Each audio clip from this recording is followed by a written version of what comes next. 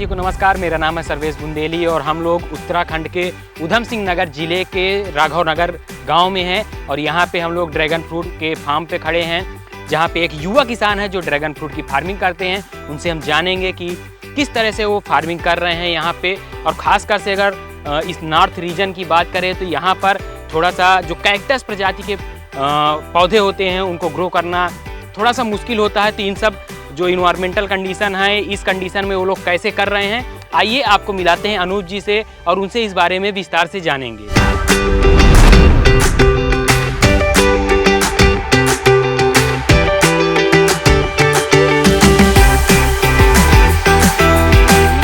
किसान of India में आपका बहुत बहुत स्वागत है। नमस्कार जी। पहले तो हमारे दर्शकों को अपना एक आप परिचय दे दें और ये जो फार्म है आपका, इसके बारे में थोड़ा सा बता दें। नमस्कार, मेरा नाम अनूप मौर्य है और ये जो ड्रैगन का फार्म देख रहे हैं ये राघव नगर गाँव उधम सिंह नगर ज़िले में उत्तराखंड में स्थित है। मैं पिछले 3.5 साल से ड्रैगन की खेती कर रहा हूँ। ड्रैगन फ्रूट की तरफ आने का रुझान जो था उसका क्या रीजन था कि आप ड्रैगन फ्रूट की तरफ आए? मैंने डिप्लोमा कर रखा है, पौड़ी से मैंने कर रखा है डिप्लोमा। तो पहले मैंने जॉब भी किया था, कुछ महीने जॉब भी किए हैं मैंने। उसके बाद फिर जॉब में अच्छा मेरे को स्कोप नहीं दिख रहा था, जबकि बहुत मुश्किल से ही मिलता है स्कोप अच्छा, और कुछ फैमिली में कुछ प्रॉब्लम्स आ गई थी जिसकी वजह से मुझे फार्मिंग करनी ही पड़ी। तो अगर फार्मिंग करनी है तो फिर हमने फिर कुछ ऐसा फार्मिंग सोचा कि जो थोड़ा अलग हो और ईल्ड कम से कम धान गेहूँ गन्ना से ज़्यादा हो, क्योंकि पहले तो सर हम वही करते थे, धान गेहूँ गन्ना, उससे ईल्ड ज़्यादा हो, जो कि है इसमें बहुत अच्छा ईल्ड है। जैसे कि हम साउथ से ये प्लांट लेके आए थे, बहुत अच्छी वैरायटी, क्योंकि नॉर्थ बेल्ट में हमारे मतलब ठंडा भी ज़्यादा पड़ता है, गर्मी भी ज़्यादा पड़ती है। तो यहाँ पर तो सारी वैरायटियाँ सक्सेसफुल नहीं हैं, कुछ विशेष वैरायटियाँ हैं जो यहाँ पर बहुत अच्छे से सर्वाइव कर रही हैं। फ्रूट साइज अच्छा आता है, उनका ग्रोथ भी अग्रेसिव होती है और कोई डिजीज़ नहीं आता है ठंडियों में। अच्छा, यहाँ पे ये जो आपका फार्म है कितने एकड़ का या कितने हेक्टेयर का है और यहाँ पे लगभग कितने प्लांट होंगे और कौन कौन सी वैरायटियाँ हैं? यहाँ पर जैसे कि हमने कमर्शियल लेवल पे सबसे ज़्यादा तो एक वैरायटी है जो सायम रेड, वो बाहर से भी रेड होती है और अंदर से फ्लैश भी रेड होता है। एक तो वो है, उसके लगभग 2100-2200 पौधे हैं। और सेकंड पे और भी हमने बढ़ाई है, इजराइल गोल्ड येलो वैरायटी, और जिंदू नाम की एक वैरायटी बढ़ाई है, और LD1 बढ़ाई है वैरायटी, और कोरियन वाइट। हमारे पास लगभग 5-6 वैरायटियाँ हैं और हमारे टोटल लगभग 3000 पौधे होंगे हमारे पूरे 1.5 एकड़ के फार्म में हमारे। इससे लगभग कितना उत्पादन निकल आता है अगर हम 1.5 एकड़ की बात करें? देखिए, वैसे तो इसका प्राइस थोड़ा सा कैरी करता रहता है, लगभग मिनिमम से मिनिमम अगर देखा जाए तो 150 मिलता ही है, 150 से नीचे कभी नहीं जाता, और मैक्सिमम उधर 190-200, ये होलसेल रेट बता रहा हूँ, इतना रहता ही रहता है। तो अगर ये सब मान के जाया जाए तो पर केजी के हिसाब? हाँ, पर केजी, क्योंकि केजी के हिसाब से ही हम इसको काउंट करेंगे। 12 से 15 लाख पर ईयर आराम से इससे अर्न किया जा सकता है। मैं 1 एकड़ की बात बता रहा हूँ। अच्छा, और लागत लगभग 1 एकड़ में कितनी लग जाती है? 1 एकड़ को जो ये सिस्टम है रिंग और पोल मेथड, इसमें लगाने में 1 एकड़ का खर्चा 4.5 से 5 लाख आ जाता है। अच्छा, एक बार में? क्योंकि इसमें 70% खर्चा ना सर, ये रिंग और पोल के हैं। अच्छा, जैसे मैं ये रिंग और पोल अगर एक बार आप बनवा लेते हैं तो लगभग कितने दिनों तक ये चल जाता है, कितना टिकाऊ होता है? नहीं, तो जैसे कि हम इसकी एज नहीं देखेंगे, हम देखेंगे प्लांट की कितनी एज है। जैसे ऐसा होना चाहिए, तो प्लांट की एज होती है 25 से 30 साल। अच्छा। तभी हम उसके साथ ऐसी चीज़ लगाएंगे जो 25 से 30 साल रुके। लोहे में भी वो पॉसिबल नहीं है और लकड़ी भी ऐसा कुछ बना नहीं है कि जो 25 साल रुके। तभी हमें सीमेंटेड पिलर बनाने पड़ते हैं, जैसे कि इसमें दिख रहे हैं, तो उसके साथ 25 साल वो रुकते हैं और दूसरे साल से ही फ्रूटिंग देना शुरू हो जाता है। मतलब 1 साल बाद ही आपको फ्रूट मिलना शुरू हो जाएगा।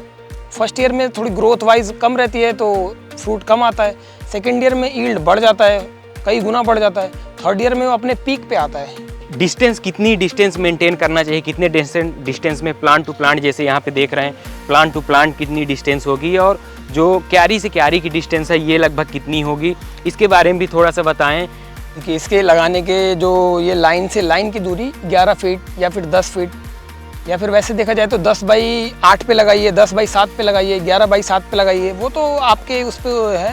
लेकिन इससे ज़्यादा, इससे और घना नहीं लगाना चाहिए हमें, क्योंकि बीच में सर हमें अगर जैसे फ्रूट ही हार्वेस्ट करके ले जाना है या फिर मतलब उसमें इतने मानक हैं इसके कि इससे कम में नहीं लगाना चाहिए। इसका लगाने का टाइम होता है फरवरी, और जुलाई भी होता है, लेकिन सर जुलाई में जैसे अभी आप कुछ भी काम करेंगे तो खेतों में अगर बारिश वारिश हो गई तो वहाँ पर आपको बारिश फेस करनी पड़ती है बहुत अच्छी खासी, क्योंकि सर इसमें पिलर के काम है, हैवी काम है, जो कि बारिश में उतना हम अवॉइड करते हैं उसको।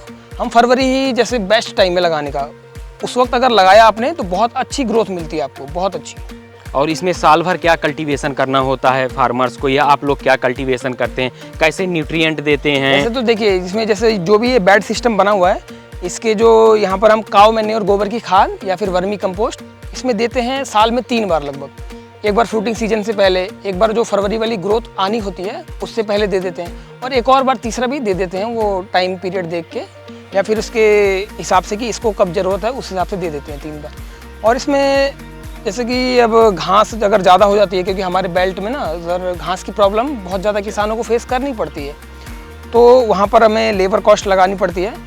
और इसमें फ्रूटिंग सीजन में तो फ्रूट रहेगा ही, वो तो फिर उसी को हार्वेस्ट करो, और बाकी ठंडियों में थोड़ा बहुत फंगस का इशू आ सकता है, उसका ध्यान रखना पड़ता है। और इसमें पानी के लिए आप लोग क्या करते हैं, जैसे पानी खाद क्या डालते हैं, कौन कौन सी अगर दवाओं का उपयोग करते हैं या फिर जैविक तरीके से करते हैं, और किस तरह की ज़मीन में इसका उत्पादन अच्छा किसानों को मिलता है? जैसे इसके लिए बेस्ट ज़मीन है रेतीली ज़मीन हो, सैंडी सॉइल हो, उसमें ये बहुत अच्छा ग्रो करता है, क्योंकि इसको पानी की बहुत कम ज़रूरत रहती है, पानी इसको ज़्यादा नहीं चाहिए। तभी हमने इसमें ड्रिप सिस्टम लगा रखा है और प्लस बेड बना रखा है कि उसके रूट जोन में पानी या नमी ज़्यादा ना रहे, वो एरिया जल्दी सूखे, इसीलिए वहाँ पर ड्रिप से पानी जितना लिमिटेड पानी हम देते हैं उतना ही दिया जाता है। 5 दिन या 7 दिन पे उसको रिपीट किया जाता है, पानी फिर दे सकते हैं। अच्छा, और इसमें खाद कहें या फिर कहें कि जैविक खाद आप लोग क्या क्या देते हैं और कब कब देना चाहिए? इसमें जैविक खाद जैसे कि हम घनजीव अमृत बनाते हैं, अच्छा, देसी गाय के गौमूत्र से, और कई उसके गुड़ उड़ मिला के वो भी प्रोसेस है, कई वो बनाते हैं। या फिर हम ऑर्गेनिक में जैसे ह्यूमिक एसिड देते हैं, जेपेलिक एसिड भी देते हैं, और वेस्ट डिकम्पोजर देते हैं, उसका बहुत अच्छा उपयोग है इस ड्रैगन की खेती में, और वो मिट्टी सुधार में भी बहुत कारगर है वेस्ट डिकम्पोजर। तो इन्हीं सब चीज़ों का हम इसमें बार बार रिपीट डोज करते रहते हैं।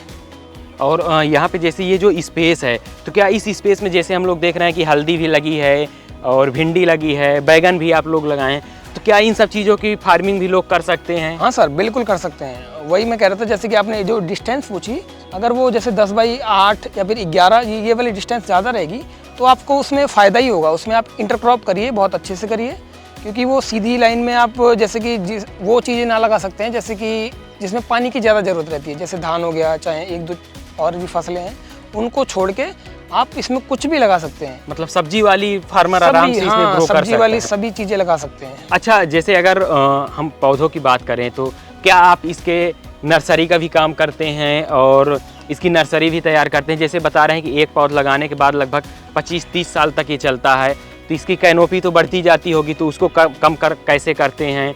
और इसकी नर्सरी जो तैयार करते हैं या जो भी फार्मर तैयार करना चाहता है, तो किस तरह से इसकी नर्सरी तैयार कर सकता है? जैसे कि अब नर्सरी वही तैयार कर पाते हैं, जैसे कि मान लीजिए आपने फर्स्ट ईयर में लगाया, मतलब पहला फ्रूटिंग आया 1 साल बाद, ठीक है, फिर अगला फ्रूटिंग जब हार्वेस्ट कर ले उसके बाद ही नर्सरी बनाई जाती है, तभी वो पौधा मैच्योर कहलाता है। वैसे तो मार्केट में बहुत धोखे भी हो रहे हैं सर, क्योंकि जो नए लीफ हमारे इसमें अगर देखेंगे उनको काट के बहुत नर्सरी वाले ऐसे बेच रहे हैं उनको, तभी लोग इस बात के वो हो गए हैं कि मतलब वो कहते हैं कि 4 साल बाद फ्रूट आता है सर, हमारा 3 साल हो गया फ्रूट नहीं आया।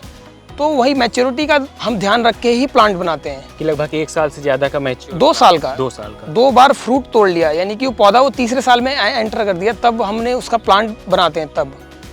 तो जैसे प्लांटिंग मटेरियल हम यहाँ से अपना जैसे बुकिंग होती है हमारी, और प्लांट जब हमें फरवरी में देना है तो उससे 3 महीना पहले, यानी कि अक्टूबर-नवंबर से हम पॉली हाउस बना के टेम्परेचर कंट्रोल करके उसमें हम प्लांट बनाते हैं। और पूरा यहाँ पर हम अपने फार्म पे समय समय पर ट्रेनिंग सेशन भी रखते हैं। अच्छा, लोगों को गाइड करने के लिए, या फिर कोई भी बहुत किसान विजिट भी करने आते हैं। संडे को हमारे वहाँ बहुत लोग आते हैं विजिट करने, आप मतलब जो भी यहाँ पर देख रहे हैं वो लोग आ सकते हैं कोई भी विजिट करने, हम बहुत अच्छे से सबको समझाते हैं, जितना हमें जानकारियाँ हैं हम सभी उनसे साझा करते हैं। अच्छा, जैसे आप बताएं कि ट्रेनिंग भी आप लोग प्रोवाइड कराते हैं, तो यहाँ पे जो भी फार्मर आते हैं तो किस तरह से कितने दिन की ट्रेनिंग होती है, और अगर ट्रेनिंग करना है तो यहाँ पे किस तरह से आके आप लोग संपर्क करके और ट्रेनिंग यहाँ से ले सकता है? वैसे तो ट्रेनिंग सर एक दिन में ही हम सब कुछ बता सकते हैं कि कैसे मिट्टी में लगाई जाती है, पौधा कैसे लगाया जाता है, चाहे ये जो भी पिलर बनाने हैं, रिंग बनाना है, उसका स्ट्रक्चर, उसके एक एक जैसे कि वो कितने इंच का है, कितनी मोटाई होनी चाहिए, चाहे उसमें कितने सरिया पड़ते हैं, लोगों के कई क्वेश्चंस होते हैं, वो चीज़ें बता देते हैं। कैसे का उसमें बेड कैसे बनाना है, गोबर की खाद, चाहे उसमें एंटी फंगल उसको कैसे बनाना है, ये चीज़ें, चाहे मार्केटिंग तक, लास्ट आगे मार्केटिंग पे ही जाएगी, तो कैसे इसकी मार्केटिंग करनी है और क्या इशू आता है, जैसे ठंडियों में क्या दिक्कत आती है, गर्मियों में क्या दिक्कत आती है, बरसात में किस चीज़ों का ध्यान रखिए, ये सब चीज़ों का हम एक दिन में ही पूरा ट्रेनिंग सेशन में अपने बता देते हैं। अच्छा, हमारे दर्शकों को भी थोड़ा सा बताएं कि जैसे जो भी देख रहे हैं या फार्मिंग करना चाहते हैं, अगर वो लोग इसकी फार्मिंग करना चाहते तो कौन सी विधि, जैसे ये आप किस विधि से ये फार्मिंग कर रहे हैं, खासकर से ये जो पोल और जो रिंग विधि है इससे कर रहे हैं या फिर और भी टेक्नोलॉजी से, और सबसे अच्छा फार्मर्स के लिए क्या होता है कि जो 25-30 साल जब तक प्लांट आपका रहे तो वो टिकाऊ रहे?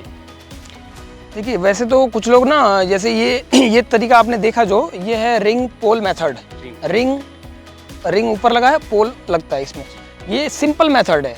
जो अगर कोई नया किसान इसमें आना चाहता है ना, तो वो इसी मेथड से आए, क्योंकि सर ये उतना क्रिटिकल नहीं है, एक खंभा रहेगा, उसमें पौधे को बांध के ऊपर ले जाना होता है, बहुत आसान है। इसमें एक और तरीका होता है ट्रेलिस मेथड, वो बहुत कठिन मेथड है, उसमें कम से कम किसान को, ड्रैगन वाले किसान को 2 साल का एक्सपीरियंस हो, तो उसे ही उसमें जाना चाहिए।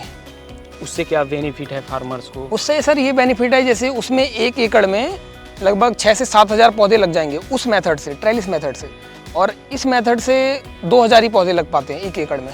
हम लोग जो यहाँ पे फ्रूट देख पा रहे हैं, बहुत सारे फ्रूट लगे हैं, कैसे आप लोग पहचानते हैं इनको कि ये मैच्योर हो गया है, इसको अब तोड़ लेना चाहिए और ये मार्केट में सेल करने लायक हो गया है? इसमें तो वैसे बहुत सिंपल है, इसमें बस कलर वाइज, जैसे जो अच्छे से रेड हो गया उसको हम सबसे पहले तोड़ते हैं, जो कम रेड है वो अगले 24 घंटे में पूरा फुल रेड हो जाएगा, तो उसको फिर बाद में तोड़ा जाएगा। बस ये सिंपल सा साइन बताने का है, उसमें दिख जाता है एकदम सिंपल। जैसे ये नॉर्थ रीजन है, यहाँ पे ठंड के टाइम पे ठंड बहुत ज़्यादा पड़ती है और नॉर्मल भी थोड़ा अमूमन अलग जगहों से गर्मी यहाँ पे कम पड़ती है, और ये कैक्टस वैरायटी का प्लांट है। खासकर से ये ऐसी जगहों पे होता है जहाँ पे वर्षा कम हो, ढालदार हो, रेतीली ज़मीन हो और बहुत ज़्यादा बरसात ना होता हो। तो यहाँ पे ये किस तरह से सर्वाइव कर रहा है इतनी अच्छी, क्योंकि प्लांट की ग्रोथ है, और जो मौसम वाइज जैसे 3 मौसम एग्रीकल्चर में होते हैं, तो उनमें क्या क्या समस्याएं आती हैं? देखिए यहाँ पर जैसे हमारे नॉर्थ बेल्ट में आपने बताया, आपको पता भी होगा कि यहाँ पर मिनिमम पिछले 2 साल में 3 डिग्री मिनिमम टेम्परेचर गया, जो कि फरवरी में गया, और वो जनवरी फरवरी में बहुत अच्छी ठंडी पड़ती है, बहुत ज़्यादा ठंडा होता है इधर।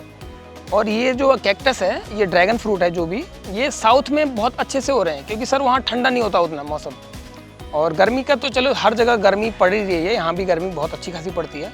तो यहाँ पर जो एक वैरायटी, जैसे हमने वैरायटी का कई वैरायटियों का ट्रायल लिया, अच्छा, लेकिन जो एक वैरायटी है वो बहुत अच्छे से यहाँ पर उसका रिस्पॉन्स रहा, तो उसी को हमने कमर्शियल लेवल पे लगा रखा है। सारे वही है, 99% वही वैरायटी हमारे पास, सायम रेड वैरायटी का नाम है, जो कि बहुत अच्छा रिस्पॉन्स देती है। उसमें डिजीज़ रेजिस्टेंस उसका बहुत अच्छा है, ग्रोथ भी बहुत फास्ट होती है, तो उसमें मतलब कोई प्रॉब्लम नहीं आती है। ठंडियों में भी बहुत अच्छे से झेल रही है उसको, और गर्मियों को भी बहुत अच्छे से झेलती है वो, फ्रूट साइज भी बहुत अच्छा देती है। और यहाँ पे कौन कौन से ट्रायल पे आप लगाए हुए हैं और भी वैरायटी हैं? और जैसे हमने ट्रायल पे एक इजराइल गोल्ड वैरायटी है, जो कि बाहर से येलो होता है और उसका पल्प अंदर वाइट होगा। अच्छा, हाँ, उसका भी हमने ट्रायल ले लिया है, अगर उसका अच्छा रिस्पांस और रहा तो उसको भी हम कमर्शियल लेवल पे ले जाएंगे। और भी 4 वैरायटियां हैं, उनका भी ट्रायल ले रखा है हमने। अच्छा, ट्रायल चल रहा है, अगर अच्छा रिस्पांस रहता है इस नॉर्थ रीजन में आपके, तो उसको कमर्शियल करेंगे और ज़्यादा से ज़्यादा फार्मरों तक पहुँचे। और जैसा कि आपने बोला कि ये जैसे खेत कैसा होना चाहिए, हाँ, खेत का चुनाव आप लोग कैसे करते हैं, ये जो भी फार्मर हमारे देख जैसे रहे कि हैं। आपने बताया कि मैंने इसको पानी की कम जरूरत रहेगी, हाँ, तो हमें ऐसा खेत का चयन करना चाहिए कि जैसे हमारे तरफ कभी कभी बारिश काफ़ी ज़्यादा होती है, हफ्ते दिन तक बारिश होती रहती है, तो ऐसे खेत का चयन करना चाहिए कि जिस खेत में बाढ़ ना आए, बाढ़ जैसे उसके रूट जोन में पानी इकट्ठा ना हो 24 घंटे या उससे ज़्यादा देर के लिए भी, क्योंकि पानी इकट्ठा होगा तो उसके गलन वो ख़राब हो जाएगा, मीन्स वो ख़त्म भी हो जाएगा, ऐसी सिचुएशन आ जाएगी। तो खेत ढालदार होना चाहिए, प्लस आप बेड बनाएंगे तो और ज़्यादा बेनिफिट है उसमें बेड बनाने के। जैसे जो भी फार्मर्स हैं उन्हें एक प्लांट, अगर ये जो आपकी रेड वाली वैरायटी है, एक प्लांट अगर वो लेता है उसे कितने में पड़ेगा? क्वांटिटी के ऊपर वो प्राइस डिपेंड है, जैसे कि 60 रुपये से लेके 100 रुपये तक, ऐसे डिपेंड ऑन क्वांटिटी और plus courier charge. All India हम कोरियर कर देते हैं, जहाँ भी भारत के जिस कोने में भी भेजना है, जहाँ जहाँ सर्विस है मतलब वहाँ पर हम प्लांट भेज देते हैं। इसमें और क्या समस्याएं आती हैं मौसम वाइज, जैसे अलग अलग मौसम में वेदर्स का, इन्वायरमेंट का क्या इफेक्ट होता है, उससे कौन कौन सी डिजीज इसमें होने का खतरा रहता है, या फिर जैसे अगर सर्दी की बात करें तो पाला भी पड़ता है तो क्या उससे क्या नुकसान है, उससे आप लोग साल भर कैसे इसका रख रखाव और बचाव करते हैं? देखिए, अगर आपने साइम रेड लगाया है तो जो ठंडियों में फंगस का इशू आता है ना, क्योंकि हमारे पास जो ट्रायल में चल रहे हैं उनमें फंगस बहुत आ रहा है। हमें अगर 3 साल का एक्सपीरियंस भी है, 4 साल का, 3 साल का एक्सपीरियंस जितना भी है, उसके बाद भी हम उस फंगस को नहीं बचा पा रहे हैं, क्योंकि वो वैरायटी हमारे क्लाइमेट के हिसाब से सही नहीं है। तभी हमने ऐसी वैरायटी चुनी जिसमें फंगस का इशू ना के बराबर आए। साइम रेड इज बेस्ट वैरायटी जिसमें फंगस ना के बराबर आता है। ठंडियों का तो ये हो गया। गर्मियों में सर सनबर्न की प्रॉब्लम आती है थोड़ी, वो भी आप टाइमली अगर इंटरक्रॉप कर देते हैं, जैसे कि 1 लाइन मक्का लगा देंगे 2 महीने पहले ही, फरवरी लास्ट में हम लगा देते हैं, जैसे वो धूप आने वाली है तो इसी के साइज का मक्के हो जाते हैं, मक्के भुट्टे। तो इसको जैसे कि 2-3 बजे के बाद जो गर्मी वाली धूप पड़ती है उससे बचाता है, जिससे कि इसका बहुत अच्छा रिस्पॉन्स होता है। गर्मी का तो ये हो गया। सनबर्न की प्रॉब्लम जो भी आती है, सनबर्न का मतलब ये हुआ कि जो डायरेक्ट सन के कांटेक्ट में जो लीफ आ रही है उसको जलाती है, थोड़ी उसको येलो कर देती है।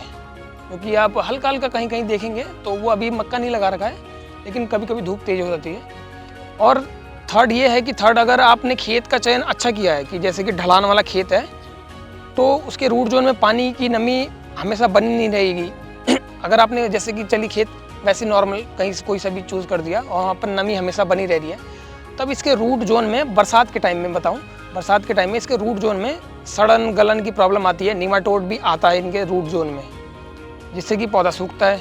इन तीनों सीजन के यही एक मतलब बीमारियाँ हैं ये सब। जैसे जो भी यहाँ पे बीमारी लगती है उनका आप लोग कोई दवा स्प्रे करते हैं, या जीवामृत, बीजामृत जो भी आप लोग बनाते हैं उनका स्प्रे करते हैं, कैसे उसका उपचार कैसे करते हैं अगर कुछ आपको डिजीज दिखाई दे? इनमें वैसे तो डिजीज़ नहीं आती है, लेकिन ठंडियों में मान लीजिए कोई फंगिसाइड हम यूज़ करते हैं। वैसे तो ज़्यादातर हम ऑर्गेनिक चीज़ें ही यूज़ करते हैं, ट्राइकोडर्मा, सोडोमोनास, यही चीज़ें हम फंगस से बचाने के लिए स्प्रे करते हैं। और बाकी इसमें हम मेन ध्यान ग्रोथ पे ही देते हैं इसके, क्योंकि ग्रोथ जितना होगा वो ईल्ड उतनी ज़्यादा निकलेगी लास्ट तक जो भी है। तो उस हिसाब से इसमें हम ग्रोथ प्रमोटर ज़्यादा देते हैं, चाहे वो ऑर्गेनिक में दें चाहे स्प्रे करके दें ऑर्गेनिक चीज़ों को। जब आप इसको स्टार्ट किए तो आपके घर वालों का क्या सपोर्ट था, किस तरह से उनका रुझान था? क्योंकि अमूमन जब युवा पढ़ाई करने के बाद सभी लोगों की अधिकतर यही होता है कि हमारा लड़का जाएगा, नौकरी करेगा, गवर्नमेंट जॉब की तैयारी करेगा, या फिर प्राइवेट सेक्टर में जाएगा तो एक जॉब करेगा और सेटल्ड लाइफ जो होती है वो थोड़ा सा ज़्यादा, खासकर से मिडिल क्लास फैमिली जो होती है वो प्रेफर करती है।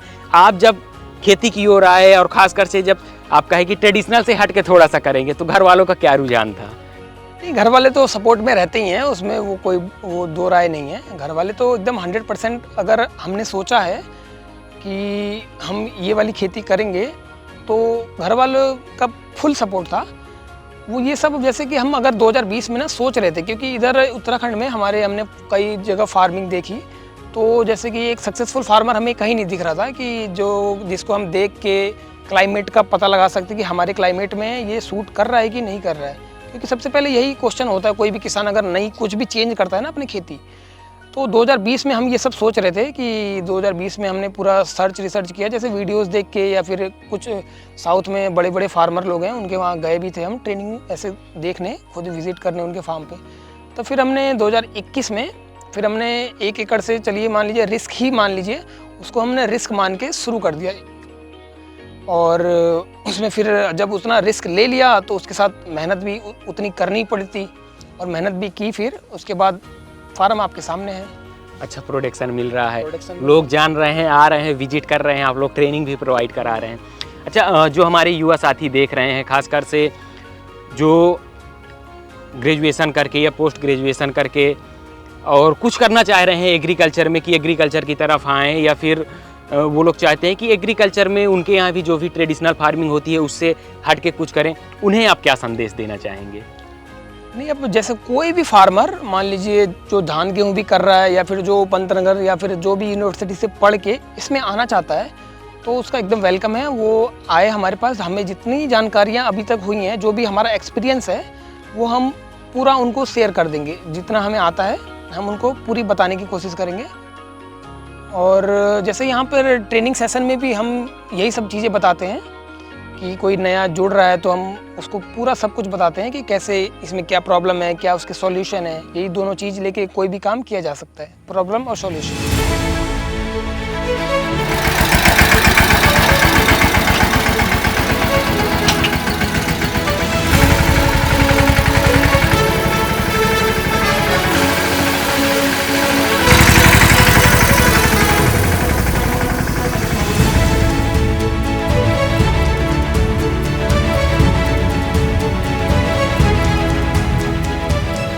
अब हम खेत से आ गए हैं फ्रूट हार्वेस्ट करके, और यहाँ पर हम इस रूम में ही हम ग्रेडिंग करते हैं। जैसे कि ये जो छोटा बॉक्स है इसमें छोटे साइज़ के 2 फ्रूट लगभग आधा किलो की पैकेजिंग ये रहती है हमारी।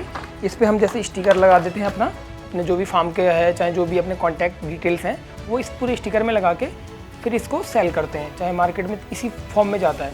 और दूसरी पैकेजिंग हमारी होती है इस बड़े बॉक्स में। ये 10 किलो की पैकेजिंग होती है, इस पर भी हमारे पूरे डिटेल्स रहते हैं बॉक्स में। ये जैसे कि हम कुरियर भी करते हैं कहीं, तो उसके लिए भी यही बॉक्स यूज़ करते हैं, चाहे जिसको बल्क में चाहिए होता है उसमें भी यही यूज़ होता है।